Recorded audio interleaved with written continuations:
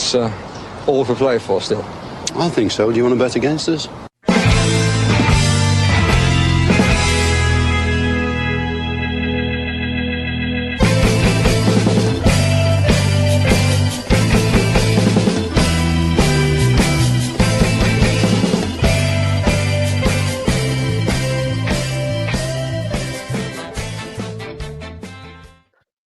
Hello, villains, and welcome to For the Love of Paul McGrath podcast. And a great way to start the podcast when, you know, Villa are potentially going for an FA Cup double, youths and senior team. That would be absolutely fantastic and make up for a lot of years of hurt, Paddy. I think if that was the case, in case you're wondering what we're talking about, we've just been watching Aston Villa versus Manchester United in the FA Youth Cup semi-final at Villa Park, and Aston Villa have won on penalties after a 1-1 draw, and now the final will be played in Villa Park later on in the month of April at some stage, I think. Right. Yeah, final will be played in Villa Park. That was just a stipulation that whoever won tonight, the final will be played at their ground. So very, very I suppose a big carrot for the guys that went out there today. And it was a really enjoyable game of football, I have to say. And goalkeeper came up big in the penalty shootout. And Aston Villa now have booked their ticket for the FA Cup Youth Final. So really great stuff from all those young men out there. People that we have seen in and around the senior squad at times this year. Tristan Rowe, Borland, just to name one or two of them that were there. You know, they went out there and they gave them. Yeah, Jamal Loba as well. Brilliant account of themselves as well. And as Sam Proctor says, or as people are saying, as Sai's saying here in the chat as well, big hat tip to Sam Proctor there for some absolutely brilliant saves in that penalty shootout. Considering his legs were hanging off with cramp as well, that was some great stuff from him. Yeah, great stuff from him. But were they hanging off with cramp, or was it the world's number one's influence on him in training that has him the way he is? Because, whatever about shithousery in the penalties, that fella that missed the first penalty did the most extraordinary dive with a few minutes to go. And I was praying he missed the penalty after watching that dive. So, yeah, it made my night. He was actually, he was pretty handy, that fella, to be honest. He was, yeah. As United, some good players as well, but I think Villa, I'm getting massive feedback there, Paddy. I'm hearing myself back on my mic, but on my headphones. But we'll see. We'll see what happens as the podcast goes on.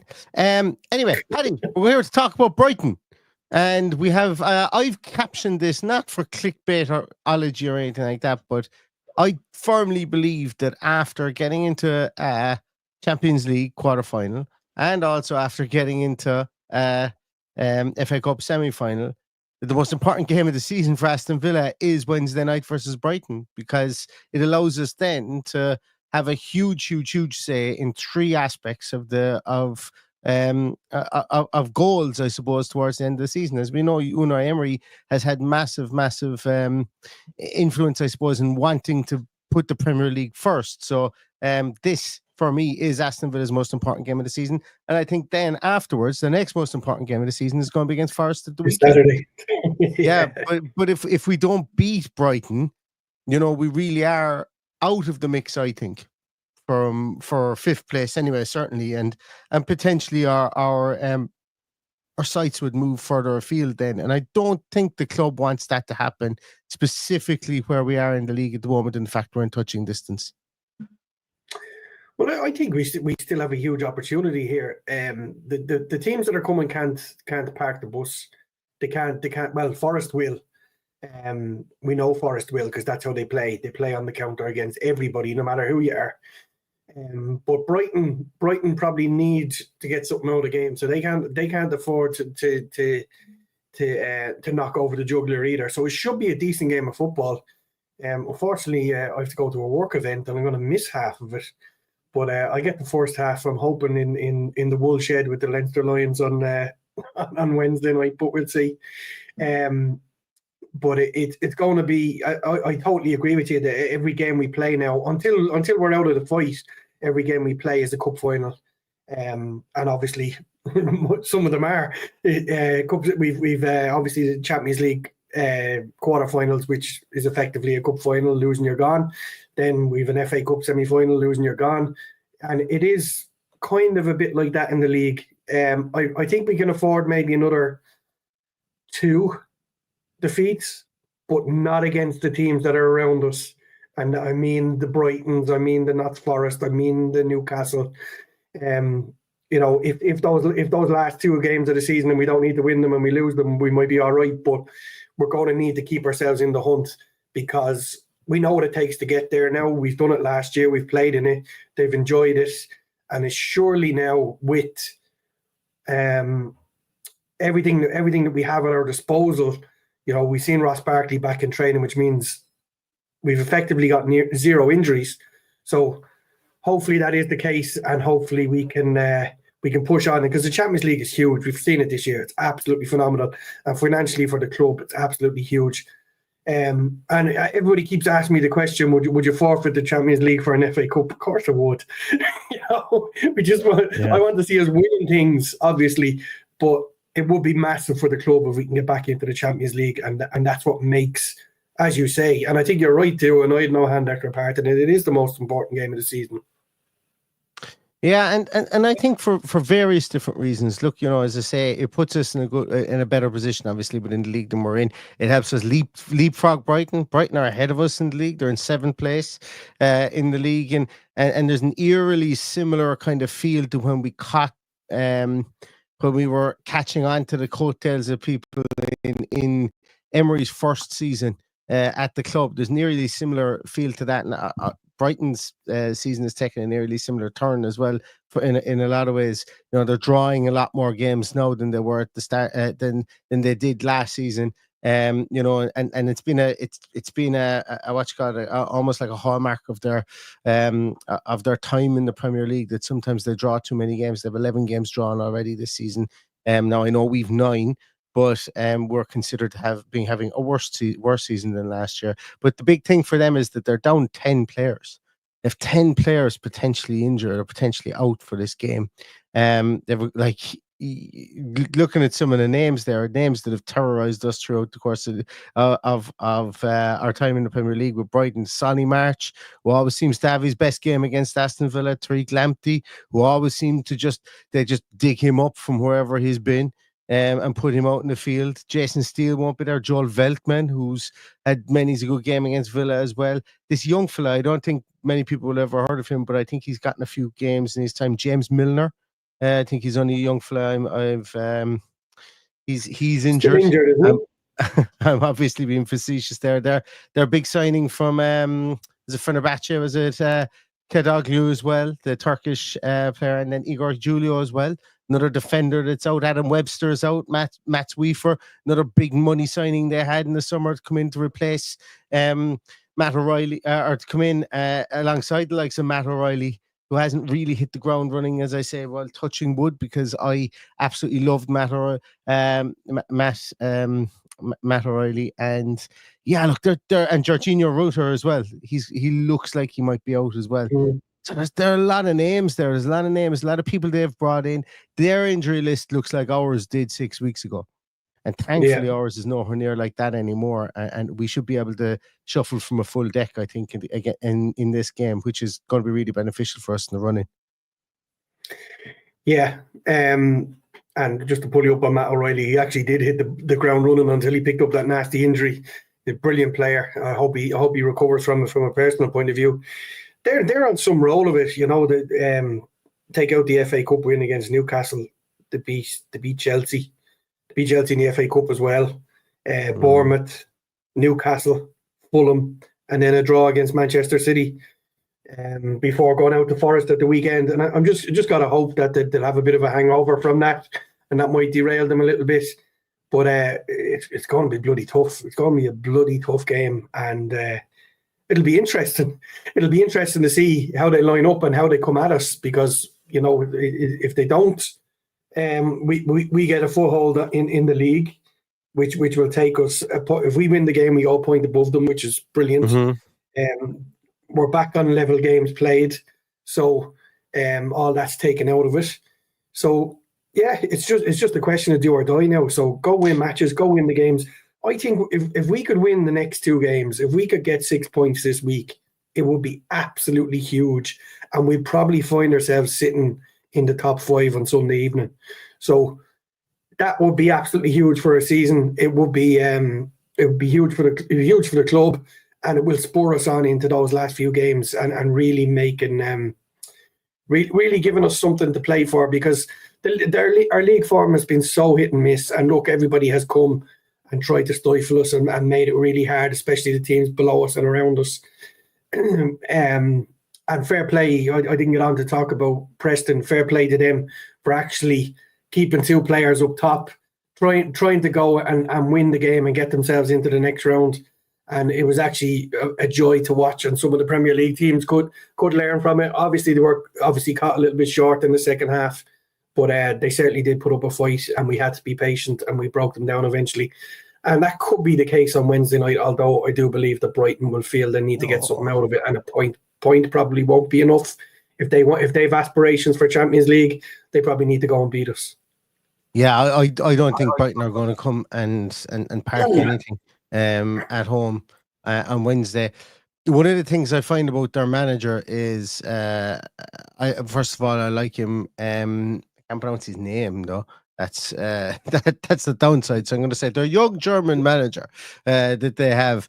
One of the things I find about him is that there is a touch of frivolity of youth about him, with regards to the fact that he's, there's been a couple of times this season where he's just gone like any of the rest of us would have at whatever age he is. They would have gone, fuck it, let's throw on 5 strikers, and go for it. That's what makes me believe that he's, and I'm being facetious when I said that. I can't even remember a time where he put on 5 strikers, but there's been a couple of times where he's kind of got hot under the collar. But you know what I mean? Like, he's got hot under the collar during games, like, to fourth officials, to the media afterwards, and he's just a passionate guy. Like, he's not an ice cold kind of iceman on the bench. That leads me to believe he's not going to go anywhere near the park the bus situation at the week. No, I wouldn't think so either. Do you know how I old don't think Fabian it would be any Hurtzler is? conscience to do it. Do you know how old Fabian Hurtzler is?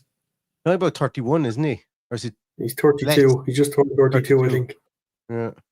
Yeah. Hurtzler.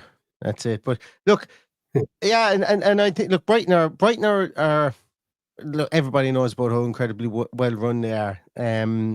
Obviously, they've spent a lot of money last season. I mentioned a couple of names there that people will be out injured. A lot of their big name signings will be out injured, and there will be a team that will go and will dissect their team again, I would imagine, in the transfer market during the summer, and they will sell players for a lot of money. And as you said, Paddy, they're on a brilliant run at the moment. But Aston Villa are in a situation. I said it after the Preston game. I think due to, and I will call it injury luck, as in getting people back at this very moment in time, but timing our run as well could be very, very important here. And a win, like, once again, 2 wins here going into PSG, it would be just some shot in the arm for this club. It would be absolutely brilliant to beat 2. And this is the kind of the iron sharpens iron kind of games that you want. Do we want to be playing Leicester and Southampton in 2 games whereby teams are going to park the bus against us before we go into PSG? Or do we want to play a Brighton who are going to come at us? Or do we want to play a Nottingham Forest who are flying high in the league, scoring goals with a really good defensive record as well? I think that Unai would prefer to play these 2 teams in the run up to PSG, because they'll be more. We'll have to be more adept at defending, adept at getting our spacing right in midfield, adept at not allowing people run past us in midfield, specifically against Forest and Brighton. And I think that's going to stand to us in this run-in that we have, and beating those 2 teams, going into the PSG game and not having any injuries, rotating the squad, making sure that we get in Rashford his minutes and his goals, make sure Ollie Watkins maybe pops up with 1 or 2 goals over the next 2 games as well, get his confidence back up. I think this is exactly what Unai Emery wants, as opposed to be playing a Leicester or Southampton who can't buy a win, can't buy good fortune, and can't buy anything other than try and put 10 men behind the ball and see what happens.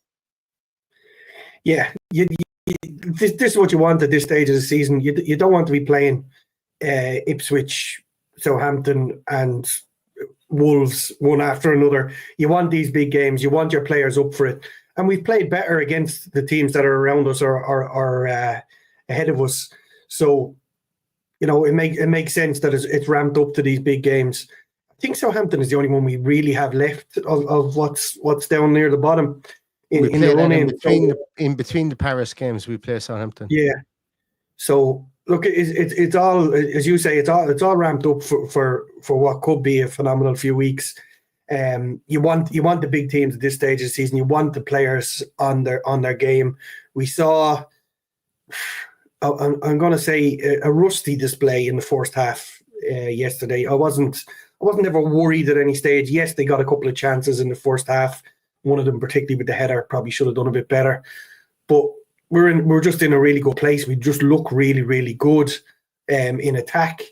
Like the goals could come from anywhere. Like we saw, Jacob Ramsey, just putting his foot through the ball and scoring a goal. Ollie Watkins had 2 chances, one with the head, one similar to where Ramsey was, where he shot wide. But we've got players there that offer so much different. Like Ollie Watkins compared to Marcus Rashford, 2 completely different strikers. I would prefer to see Ollie Watkins in there with Rashford out wider, but I want to see a fully firing Ollie Watkins, because he needs to get a couple of goals in this run in. We're going to need him. We're going to need him to hold up the ball and bring players into play, yes, but we're going to need them to chip in with a few goals. Asensio, absolutely on fire. And it's going to be very hard for players like Bailey to get back in there. It's going to be hard for JJ to keep his place. So all of these guys are putting up their hands to be dining at the top table with these guys. And they all look like they're getting on really, really well. And you see when the goals are scored and they're pointing at people, thanking them for their contribution to goals. Like JJ gave a thank you to Luca Dean. I think he paid him about a 7-yard pass, and you're just like, okay, in your own half, and he's thanking him for the goal, But it's a phenomenal way to be looking in, and an exciting way to be looking into the end of this season. And I'm just buzzing for it now. Really am buzzing for it. Me too. Like, we took those 2 weeks away, and I was so over the moon after that game yesterday, after that 3-0 win, and it wasn't because we'd beaten Preston. Like, it wasn't, oh my God, we're going to win the league now, we've beaten Preston. It was to see the players that came off the bench and see the players that weren't even in the squad. There should be a real kind of, in the halls of B6 or in all the Villa Park or the halls of Bodymore or wherever the conversations are being had, players should be talking to each other and going, things are going right for this club, but I might not even make it into the match day squad, into the 20-hour match day. And that's not a negative on any player. That's not a negative in any situation. And that's the beauty about it. Every single one of the players that, when you look at players in the team, you look at Martinez, you look at Konza, Mings, McGinn, they've all brought us to these positions, to the position we're in now, to be able to get the Asensios, the Rashfords, get those guys in over the line and playing for the club. And the camaraderie that you mentioned, Paddy, is absolutely huge. Like Tyrone Mings had there was a quote attributed to him today to say, listen, you go where you feel loved, you go where you're wanted. And he said this club has absolutely loved him since they came in. And there's been a lot talked about with Tyrone Mings. I'm just taking him as a microcosm, I suppose, of how this team has progressed. And I was listening to Bardell and I think it was David Reid today, and it only crossed my mind when. But I think there was Bardell did 2 today, and I think it was Dave Reid that he mentioned that Mings had only ever played in a back 3 prior to coming to Villa, and Villa put him in a back 2 and as the main central defender. So he had to learn his trade when he pulled on the claret and blue jersey, and he's hobbling around doing everything he can, putting his body on the line, and being this spiritual leader for the club. And people, like, I've had people in my DMs mock me over saying that before, but look, the guy has been an absolute colossus, and the team has grown with him. He's grown with the team, should I say? And that was another great thing that Dan and Dave Reid said about that the team has grown together. and that players have upped their level as a collective. And we lost even in that period of time, losing Jack Grealish, and this is all prior to when I come into the club, I suppose, losing Jack Grealish as well. The players elevated their level, and they became more consistent, and they became better at their craft, and they understood what they needed to do. And that great band of brothers, the kind of situation that they've had in this 2024-2025 season, we will highly likely will finish with no silverware, but we've had some fucking good memories because of a band that have gotten together and have helped form the transition, I suppose, that Unai Emery wants, and the club hasn't even gotten started yet from that point of view, I don't think. So yeah, that was just a little bit of an off-winded tangent, I suppose, that I wanted to go on there, because I think it is important, though, when you think about it, that Brighton, and it kind of goes back to something I said previously, like Brighton rebuild their squad probably about once every 2 years, and they've been brilliant at it. Whereas what Villa have done is, you look at the potential starting 11 for Villa at the weekend, most of those guys will be there 5 years. There's quite a lot of players there that will be there 5-6 years at this club, or 4 to 6 years at this club. I think that's testament to what to what the collective has done, and how the collective has made each other feel welcome.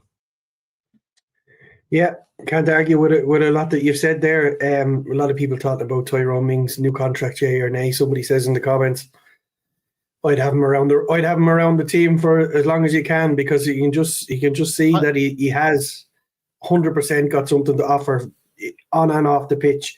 And I think we'll be looking at people going into whatever the lower grounds is called in 20 years' time, and Tyrone Mings will be there with that big smile smiling back at him, because that's the kind of regard he's held by the club.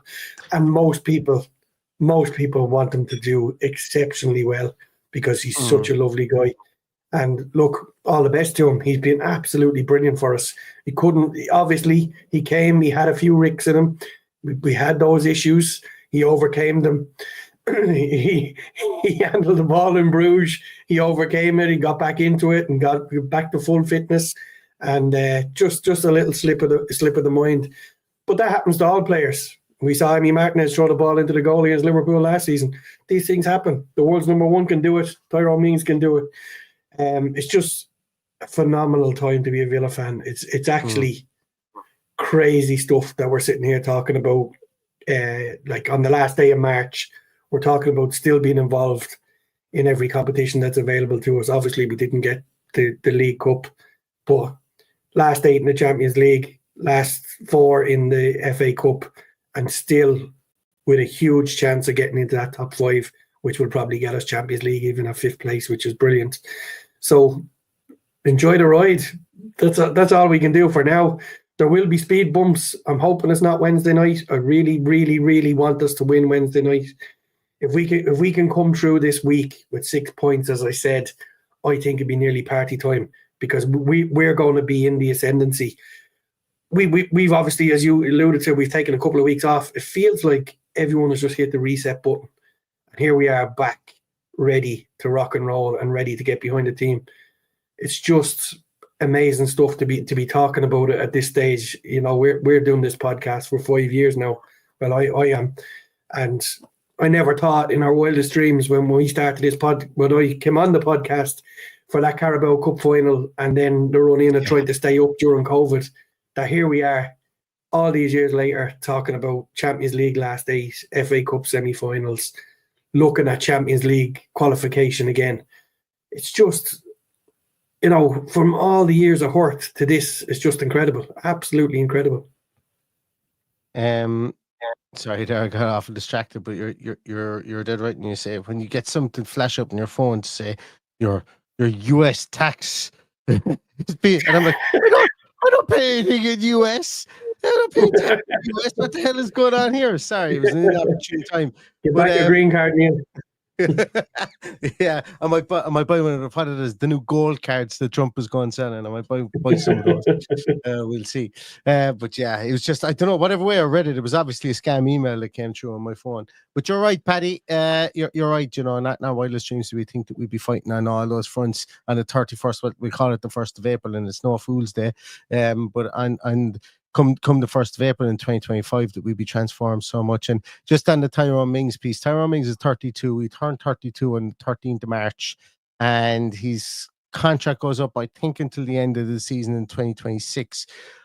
I could see him riding off into the sunset after this contract and just going, you know what? You've only got so many, you've only got so many legs and so many years that you can walk in them. And you know, the man's made quite a lot of money as well. Retired at 33 as Aston Villa captain, and maybe off into the sunset after playing for his country and realizing a lot of dreams for himself. It wouldn't surprise me if that's what he did. It would not surprise me in the slightest. Maybe we might get one more year with him. I think, but you never know. Yeah, you never know is right. You never know. I don't know, Paddy. I could sit here and I could talk for another half hour, but I'm finding myself kind of getting very, how would I put it, very cheerleadery. I'm really invigorated, as I said before, for the end of the season. And I don't want that to wear thin, because my optimism level is through the roof at the moment, just because of all the people that we have coming back. So I think 25, 26, 27 minutes of me going tangential about how much I love these players and how much I think that the end of the season is going to be a belter is could all come crashing down in 48 hours time when we're sitting here at 10:30 going, well, when the 8th goal went in and Martinez broke his leg, Jesus Christ, you know, at the end, touch wood. Jesus, did you really say that out loud? Tell me you didn't say that out loud. Can you take that out of the podcast that goes on Spotify tomorrow, please? You know, but it could all go tits up. But still, look, it's been a great season so far, and we're here for the rest of it. Long it may continue. So I think we're going to leave it at that, Paddy. And everybody just a quick shout out before you go, Neil. Chad is in the comments there. Yes. Aston Villa win a trophy. He's getting a tattoo of Emery. I definitely promise. Well, just to let people know, there is an event coming up the night before the Fulham game that Chad is hosting, and there'll be a lot of familiar faces there. So it's Friday the 2nd of May. So watch this space, and we'll be I've done a little bit of work with Chad to try and get some guests on.